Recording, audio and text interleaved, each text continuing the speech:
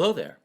I'm Rob Martinez, State Historian of New Mexico, and this is New Mexico History in 10 minutes. Before Reyes López Tijerina, before the Alianza Federal de Mercedes, there were the Gorras Blancas. In the 1880s, 1890s, the influence of the Santa Fe Ring was immense, and it had infiltrated the state government in New Mexico with corruption and unethical business dealings and political favors. In San Miguel County, where Las Vegas, New Mexico is, there were some major problems when the land grant of Las Vegas started to be infiltrated and overtaken by businessmen, ranchers, politicians, and attorneys who were corrupt and who were intensely connected to the Santa Fe Ring. The land grants at places like Las Vegas and Mora, which were granted during colonial times and Mexican period, they were communal land grants, which means people got some land, but there was also common lands where everyone had access to pasture lands for grazing, water, timber, and essentially all the things needed to survive and thrive in a rural agrarian society, which New Mexico had been for centuries. With the arrival of American legal and business practices, as well as the railroad, things start to change.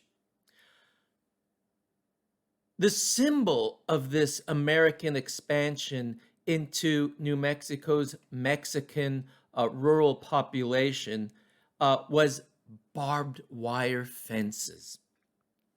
In the colonial times and Mexican period, there were land grants and people had access to common lands, but they had their own land. And there were encroachments and there were legal claims that were challenged by Pueblo people or Hispano people. But there were no barbed wire fences which limited access to all those natural resources that people and animals need to live. But what starts to happen is all of these business people and ranchers start to grab up the common lands of the area around Las Vegas, the Las Vegas land grant. And it starts to put stress on the communities of poorer Nuevo Mexicanos, the Hispano people, the Mexican people of New Mexico in that area.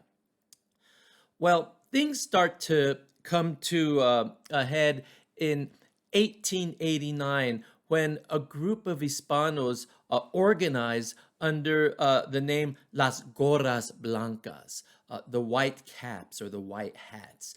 And what they do, they start to introduce some ultra-legal methods to challenge the Santa Fe Ring and those unethical businessmen who were encroaching on their lands. They start to cut the barbed wire.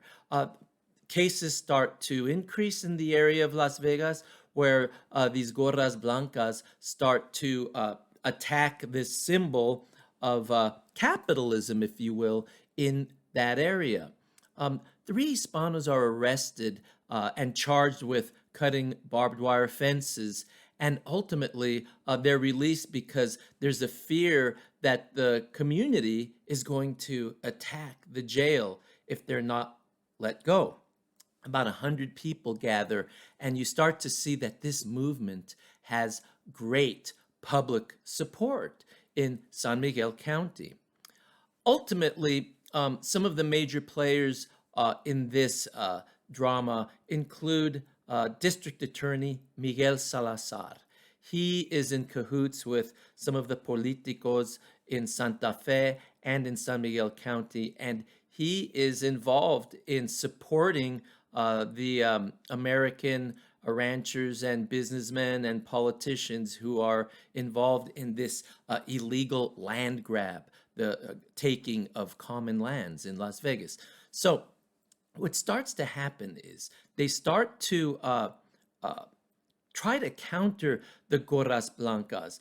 Two brothers, Juan Jose Herrera and Pablo Herrera, they are implicated as leaders of the Gorras Blancas, and ultimately they are also arrested. But again, the three witnesses who supposedly have seen them committing these so-called crimes disappear, and some believe the Gorras Blancas made the witnesses disappear. Well, this is around 1889 and into 1890, and the main targets of the Gorras Blancas, again, are barbed wire fences, but also what they considered barbed wired people. The wealthy people who are taking these lands, and they're grazing anywhere between 25,000 to 40,000 head of cattle, whereas your poorer Nuevo Mexicanos have about 15 or 20 head of cattle. They can't compete. They are small players against these wealthy estate builders of the Gilded Age. Ultimately, the Herrera brothers are released because there are no witnesses. What we see then is the Gorras Blancas in 1890. They change the focus of their activities and they put them on the railroad, and they start attacking timber and transportation, and even the workers who were building the railroad. They threaten them, they coerce them and tell them they should charge more money. They make veiled threats and not so veiled threats against not only the workers, but the foremen and the owners of these operations, that if they don't stop, they will disappear too.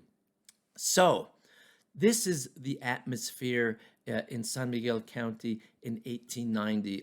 The Gorras Blancas, the attention of their activities were brought to the governor. The governor actually goes to Las Vegas to address the problem. At first, he's sympathetic to the targets of the Las Gorras Blancas, but on a second trip, he actually holds a town hall meeting, and he's shocked to find out that at least half the town support the Gorras Blancas, and that includes the wealthy classes. Well, he's not sure what to do at this point. He appeals to federal authorities, who respond that this is his problem. It's a state problem, and the federal government will not get involved unless the local territorial government loses control of the situation.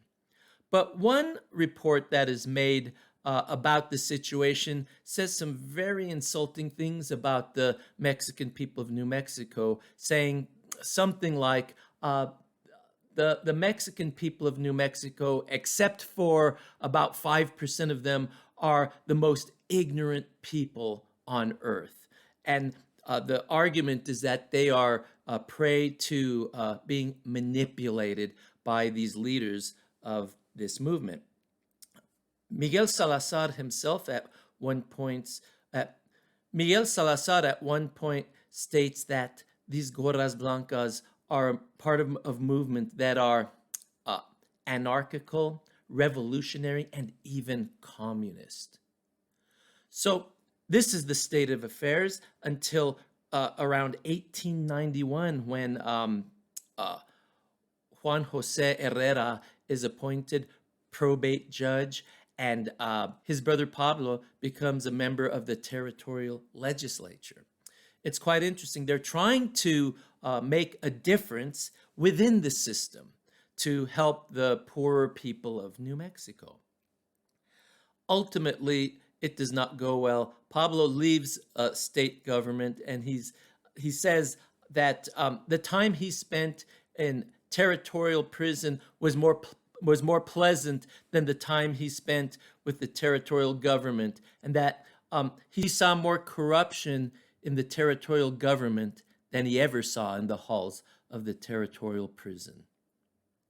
Well, ultimately, by 1891, the influence of Las Gorras Blancas starts to wane. Where in 1890, you had masked horsemen riding through the streets of Las Vegas, handing out pamphlets called Nuestra Plataforma, our platform, our message. By 1891, their influence is weakened. Pablo is shot by an enemy of the Gorras Blancas, and ultimately the movement comes to an end. But this movement, the Gorras Blancas, was obviously a response to the Santa Fe Ring, which was in full force in the state government and in rural parts of New Mexico. It was a real radical grassroots movement that challenged the systems of government, economics, and politics that were starting to make significant changes in the lives of New Mexico's Hispano-Mexican population between the years 1850 and 1890. Some have argued that the Santa Fe Ring and those associated with it were merely trying to create a territory that would be considered suitable to become a state. And there's some significance to that argument. But there can be no doubt that the Gorras Blancas were a real powerful response to real and powerful threats to a way of life in New Mexico that had been in place for 300 years. That's it for now. See you next time. Adios.